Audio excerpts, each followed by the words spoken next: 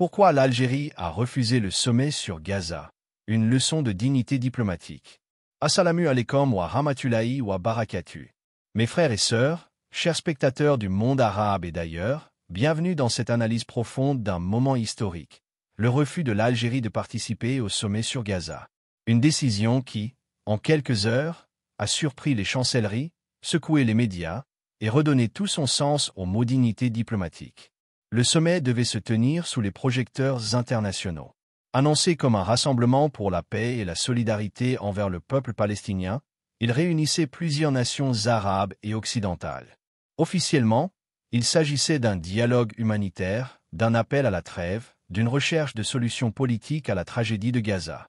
Mais derrière cette façade diplomatique, beaucoup voyaient déjà les signes d'une rencontre de façade, des discours bien écrits, des promesses sans lendemain, et des mains serrées pour la forme plus que pour la justice. Dans ce théâtre géopolitique, l'Algérie était attendue comme un acteur majeur. Sa voix, respectée et indépendante, aurait pu donner du poids à la rencontre. Les observateurs s'attendaient à ce que le président Abdelmadjid Tebboune participe ou envoie une délégation de haut niveau. Après tout, l'Algérie a toujours été en première ligne dans la défense de la cause palestinienne, depuis la révolution algérienne jusqu'aux positions récentes sur la scène internationale. Et pourtant, contre toute attente, Alger a dit non. Un refus net, calme, sans provocation ni rupture. Pas de communiqué agressif, pas de polémique inutile. Un simple silence, lourd de sens. Ce refus a immédiatement créé un électrochoc dans les milieux diplomatiques. Pourquoi ce retrait soudain? Était-ce un désaccord de fond? Une manière de protester contre le double discours de certaines puissances? Ou tout simplement un acte de fidélité à des principes intangibles? Les commentateurs ont vite compris que ce n'était pas un refus ordinaire. Car dans le langage de la diplomatie, chaque absence parle. Et celle de l'Algérie a parlé fort. Elle a rappelé à tous que participer à un sommet n'est pas toujours un signe d'engagement, tout comme refuser d'y assister n'est pas un signe d'indifférence. Ce geste, perçu comme une provocation par certains, a été vu par d'autres comme une démonstration rare de cohérence et d'honneur. L'Algérie n'a pas refusé pour s'isoler. Elle a refusé pour rester fidèle à elle-même. Pour ne pas s'asseoir à une table où les principes se négocient au prix des souffrances humaines. Pour ne pas donner l'image d'une approbation tacite à une mascarade diplomatique qui prétend parler au nom de la paix tout en fermant les yeux sur l'injustice. Ce n'est pas un refus contre, mais un refus pour la dignité, pour la justice, pour la cohérence. Car la diplomatie algérienne, depuis toujours, repose sur un socle clair. La liberté des peuples n'est pas négociable et la solidarité ne se proclame pas dans des salles climatisées mais dans les actes concrets. En refusant de participer à ce sommet, l'Algérie a choisi la fidélité à son histoire plutôt que le confort des alliances. Elle a préféré la solitude du juste à la complicité du silence. Et ce geste, bien au-delà des calculs politiques, a rappelé une vérité fondamentale. Dans le monde des puissants, il faut parfois oser dire non pour rester digne.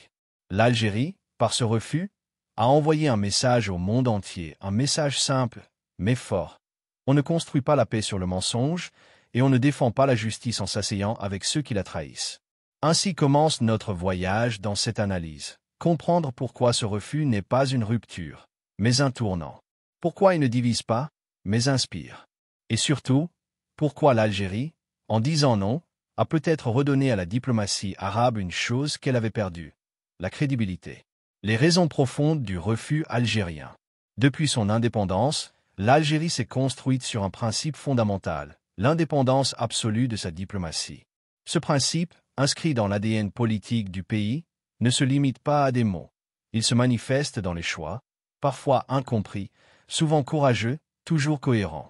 Le refus de participer au sommet sur Gaza s'inscrit pleinement dans cette tradition. Il ne s'agit ni d'un geste de provocation, ni d'un retrait symbolique. C'est une affirmation tranquille d'un héritage politique façonné par le refus de l'ingérence, la défense des causes justes et la fidélité à une ligne de conduite qui ne cède pas aux pressions, d'où qu'elles viennent. L'Algérie a toujours revendiqué une diplomatie libre de toute tutelle, refusant de se placer sous la bannière de blocs ou de puissances étrangères. Son histoire diplomatique est celle d'un pays qui préfère la cohérence à la compromission. À plusieurs reprises, elle s'est abstenue de participer à des rencontres internationales jugées inutiles ou contraires à ses principes, même lorsqu'Y figurait ses partenaires traditionnels. Le sommet sur Gaza, organisé dans la précipitation et au milieu d'intérêts contradictoires, a été perçu à Alger comme une énième tentative d'habillage politique d'un statu quo injuste. Car la diplomatie algérienne n'est pas une diplomatie du spectacle. Elle n'accorde pas de valeur à des réunions où la compassion se mesure à la durée des discours, tandis que sur le terrain, les bombes continuent de tomber. Ce sommet, censé plaider pour la paix, rassemblait des acteurs dont certains ont maintenu ou justifié des relations normalisées avec Israël au plus fort du conflit. Pour Alger, une telle contradiction ôtait toute crédibilité à l'événement. Participer aurait signifié cautionner, même implicitement, une démarche sans substance, un théâtre diplomatique plus préoccupé par l'image que par la justice. Le refus de l'Algérie s'explique aussi par son rapport particulier à la cause palestinienne. Pour Alger, la question de la Palestine n'est pas un dossier parmi d'autres. C'est une mémoire vivante, un miroir de sa propre lutte anticoloniale. Depuis les années boumédiennes, la solidarité avec le peuple palestinien est un pilier immuable de la politique étrangère algérienne. À l'époque où beaucoup de régimes arabes hésitaient à s'engager ouvertement, l'Algérie offrait un soutien concret, diplomatique, politique, financier et parfois même militaire. Sous Houari Boumedienne, la diplomatie algérienne s'est érigée en rempart moral contre l'injustice internationale. Il proclamait alors « Nous sommes avec les peuples opprimés, partout où ils sont ». Cette vision n'a pas disparu avec les décennies. Sous Abdelmadjid Tebboune, elle s'est réaffirmée, adaptée aux nouveaux équilibres du monde, mais fidèle à la même idée, la justice avant les alliances. Le refus de ce sommet est donc un acte de continuité, non une rupture. L'esprit de Boumedienne plane encore sur la diplomatie algérienne, comme une boussole qui empêche toute déviation opportuniste. Certains analystes y voient aussi une réponse à l'évolution inquiétante du monde arabe. Tandis que plusieurs États ont choisi la normalisation avec Israël, souvent sous pression ou par calcul, l'Algérie reste ferme dans son soutien à la cause palestinienne.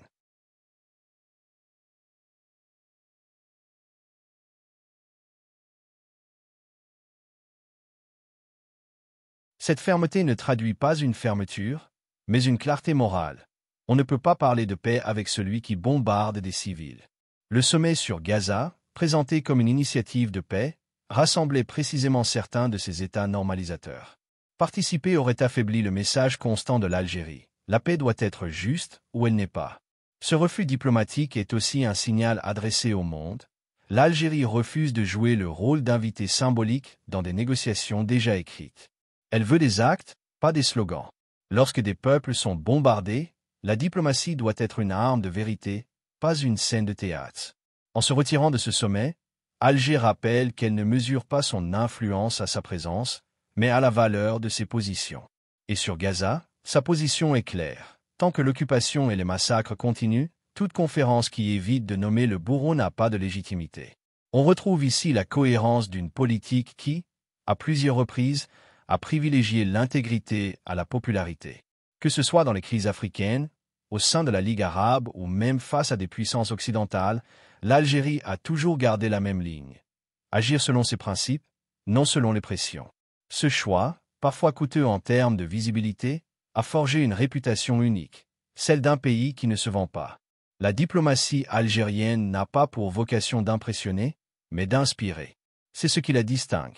Là où d'autres cherchent la reconnaissance immédiate, elle recherche la justesse du geste. Ce refus du sommet sur Gaza n'est donc pas une abstention vide. C'est un acte chargé de sens, un rappel silencieux que la politique étrangère peut encore obéir à la morale, et non à la mise en scène. Comme le résumait un diplomate algérien, nous ne refusons pas pour protester, nous refusons pour rester fidèles à nous-mêmes. Et dans cette fidélité, il y a une leçon que beaucoup d'États ont oubliée. La dignité ne s'achète pas, elle se préserve. L'Algérie a choisi la voie la plus exigeante, celle de la constance. Une voie parfois solitaire, mais respectée. Et c'est peut-être pour cela que, dans le tumulte des calculs et des compromis, son nom résonne si fort. Ce refus n'est pas un geste de fermeture, mais un acte de conscience. Car, comme le dit une maxime devenue symbole à Alger, quand les autres parlent de paix, l'Algérie agit pour la justice. Le contexte géopolitique, une scène en recomposition. Le refus algérien de participer au sommet sur Gaza n'est pas un acte isolé, ni un simple geste d'humeur diplomatique. Il s'inscrit dans une recomposition mondiale où chaque position, chaque silence, chaque refus compte. Dans ce jeu d'équilibre et de rapport de force, l'Algérie a choisi de ne pas être un pion, mais une voix singulière, fidèle à son héritage de non-alignement et de souveraineté absolue. Un Moyen-Orient sous tension permanente. Le Moyen-Orient, depuis des décennies, est une plaie ouverte du monde. Gaza, symbole de la résistance palestinienne, est redevenu un épicentre de douleur et de colère. Derrière les discours de paix se cachent des calculs d'influence. Israël cherche à redessiner la carte régionale à son avantage, tandis que les grandes puissances occidentales s'efforcent de conserver un contrôle stratégique sur la région. Dans ce climat, les sommets dits humanitaires deviennent souvent des tribunes politiques où les mots remplacent les actes. L'Algérie, en refusant d'y participer, a dénoncé l'hypocrisie diplomatique qui couvre l'inaction par des déclarations creuses. 2. Le repositionnement des puissances arabes. Le monde arabe vit une transformation profonde. Certains pays ont normalisé leurs relations avec Israël, espérant des avantages économiques ou des protections sécuritaires. D'autres, plus prudents, se contentent d'un soutien verbal à la cause palestinienne. L'Algérie, elle, a choisi une voie plus droite, mais plus exigeante, celle de la cohérence morale. Dans cette recomposition, elle apparaît comme le dernier bastion d'une diplomatie de principe, refusant de troquer la solidarité historique contre des intérêts immédiats. Le refus du sommet sur Gaza a donc été interprété comme un acte de résistance diplomatique face à la banalisation des injustices et à la fragmentation du monde arabe. 3. Les sommets humanitaires, vitrines de puissance. Beaucoup de ces réunions internationales se présentent comme des forums pour la paix. En réalité, elles servent souvent de plateforme d'influence. Chaque puissance y cherche à soigner son image, à montrer sa capacité d'initiative ou à justifier son inertie. Le sommet sur Gaza n'a pas échappé à cette logique. Des discours de compassion, peu d'engagement concret et un silence gêné sur les causes profondes du conflit. L'Algérie, en refusant d'y siéger, a refusé de cautionner une mise en scène où la tragédie palestinienne devenait un décor diplomatique. Ce geste, discret mais lourd de sens, a replacé la question morale au cœur du débat international. 4. L'Algérie, puissance singulière et indépendante. Contrairement à d'autres États arabes dépendants de leurs alliances, l'Algérie parle depuis une position d'indépendance réelle. Son histoire, marquée par la lutte de libération et par le mouvement des non-alignés, en fait une voix respectée dans les arènes internationales. Sa politique étrangère repose sur 3 piliers immuables: la souveraineté nationale, la solidarité avec les peuples opprimés et le refus de toute tutelle étrangère. Ainsi, son absence au sommet sur Gaza a rappelé que l'indépendance n'est pas seulement un mot, mais une attitude. Ne pas se laisser enfermer dans les calculs d'autrui, même si cela coûte diplomatiquement. 5. Le regard des grandes puissances. Les grandes puissances ont observé ce refus avec attention. La France, en perte d'influence dans le Maghreb, a vu dans ce geste un nouveau signe de défi envers son ancien précaré. Les États-Unis, promoteurs de certains accords de normalisation, ont perçu le silence algérien comme une critique implicite de leur politique au Moyen-Orient. La Russie et la Chine, au contraire, y ont vu une cohérence stratégique, celle d'un État qui refuse la soumission au bloc et qui parle au nom de la justice internationale. Ce positionnement renforce l'image d'une Algérie capable de dialoguer avec tous, mais soumise à personne. 6. Une diplomatie face à la logique des blocs. Dans un monde redevenu multipolaire, beaucoup de pays sont forcés de choisir un camp.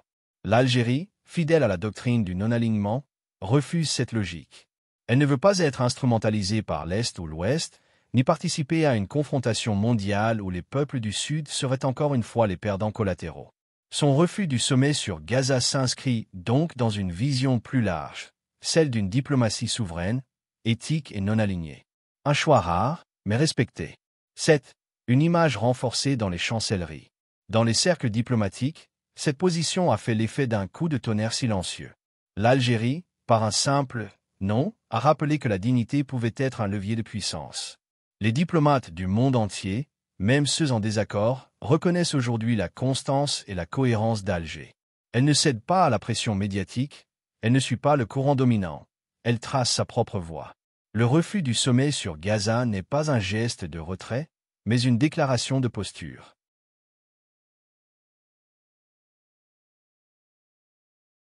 Dans un monde où la géopolitique est souvent un théâtre d'apparence, l'Algérie a choisi de se tenir en dehors du spectacle pour mieux rappeler l'essentiel. La cause palestinienne ne se négocie pas, elle se défend. Et dans cette scène mondiale en recomposition, ce refus marque peut-être le début d'une nouvelle ère diplomatique algérienne, plus libre, plus affirmée et plus écoutée que jamais. L'onde de choc international, réaction et interprétation. Lorsque la nouvelle est tombée, l'Algérie ne participera pas au sommet sur Gaza. C'est toute la scène diplomatique qui a vacillé. Ce n'était pas seulement un refus politique, mais un signe fort envoyé au monde, celui d'un pays qui ne se plie pas aux pressions ni aux convenances. Et dans un climat international dominé par la prudence et le calcul, ce geste a fait l'effet d'un électrochoc moral et diplomatique. 1. Les réactions arabes, entre gêne et admiration. Dans le monde arabe, les réactions ont été contrastées. Certains gouvernements, liés à des alliances régionales ou occidentales, ont exprimé une gêne visible. Officiellement, ils ont pris acte du refus algérien. En réalité, beaucoup ont compris qu'il s'agissait d'une critique implicite de leur propre passivité face à Gaza. Mais dans d'autres capitales, notamment au Liban, en Syrie, au Yémen ou en Jordanie, le geste algérien a été salué comme un acte de courage et de cohérence. Des voix ont rappelé que l'Algérie, depuis Boumedienne jusqu'à Tebboune, n'a jamais marchandé son soutien à la cause palestinienne, et qu'en refusant la mise en scène d'un sommet-spectacle, elle restait fidèle à son histoire. 2. L'Occident entre incompréhension et respect. En Europe et aux États-Unis, les chancelleries ont d'abord parlé de mauvais signal. Des diplomates ont regretté que l'Algérie rate une occasion d'influencer les débats.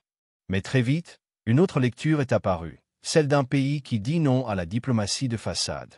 Dans plusieurs médias occidentaux, des éditorialistes ont reconnu la cohérence d'Alger. Là où d'autres États multiplient les compromis, l'Algérie assume sa ligne. Un analyste européen a résumé la situation d'une phrase devenue virale. Ce refus n'a pas fermé de porte. Il a ouvert les yeux. Une manière de dire que, dans un monde saturé de diplomatie spectacle, la sincérité est redevenue un acte politique fort. 3. Les médias internationaux, entre choc et fascination. Les grands réseaux d'information ont largement commenté la décision. Al Jazeera a parlé d'un refus de principe, France 24 d'un coup de tonnerre diplomatique, tandis que CNN y voyait un tournant dans la politique arabe sur Gaza. Les journaux africains, notamment au Sahel, ont souligné le courage d'un pays du Sud qui ose s'opposer à la logique des blocs. Les médias russes et chinois, eux, ont salué une posture souveraine et digne, contrastant avec les alignements systématiques de certains États arabes. Ce consensus médiatique, rare, a renforcé l'image d'une Algérie lucide et indépendante, refusant d'être complice d'un énième sommet sans effet. 4. L'écho populaire, une fierté retrouvée. Mais la réaction la plus forte n'est pas venue des diplomates, elle est venue du peuple. En Algérie, dans les cafés, sur les réseaux sociaux, dans les universités, le refus a été vécu comme une victoire morale. Des hashtags comme hashtag Algérie digne, hashtag refus pour la justice ou hashtag pas en notre nom ont envahi les plateformes. Les internautes arabes, du Maroc jusqu'à la Palestine, ont salué ce geste pour la dignité arabe. Dans les rues d'Alger, certains ont vu dans cette décision le prolongement naturel du combat anticolonial. Ne pas se soumettre, ne pas trahir les principes. C'est là que l'onde de choc a pris toute sa dimension. Ce refus a réveillé la conscience populaire. 5. Isolement au prestige. Certains observateurs prédisaient que cette position risquait d'isoler l'Algérie. Mais c'est l'inverse qui semble se produire. Son prestige s'est accru. Les pays du Sud la citent comme exemple d'indépendance, les diplomates la respectent pour sa constance, et les peuples arabes la remercient d'avoir osé dire ce que beaucoup pensaient tout bas. L'Algérie n'a pas cherché l'approbation, elle a choisi la cohérence, et c'est précisément ce qui la rend plus influente. 6. Un symbole durable. Avec le recul, ce refus apparaît comme un moment de vérité dans les relations internationales. Il a révélé que le courage politique n'est pas dans les déclarations, mais dans la capacité à dire non quand tout pousse à dire oui. Et ce non algérien a apporté plus loin que tous les discours du sommet. Il a redonné à la diplomatie du Sud sa voix et son honneur, rappelant au monde qu'il existe encore des nations pour qui la justice n'est pas négociable. L'onde de choc du refus algérien dépasse les frontières. Elle a mis à nu les contradictions du système diplomatique mondial, inspiré les peuples et rappelé une vérité oubliée. La dignité, dans les relations internationales, est une forme de puissance. L'Algérie n'a pas participé à un sommet, Elle a créé un précédent. Analyse symbolique et morale, l'Algérie fidèle à sa ligne. Au-delà du geste politique, le refus de l'Algérie possède une valeur symbolique et morale profonde.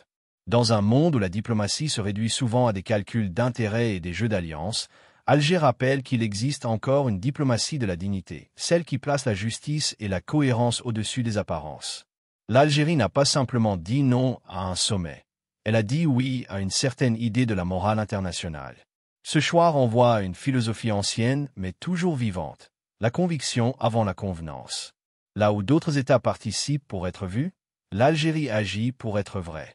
Ce geste, dans sa sobriété, renverse l'ordre symbolique de la diplomatie contemporaine. Il montre que la puissance ne réside pas dans la présence, mais dans la fidélité à des principes.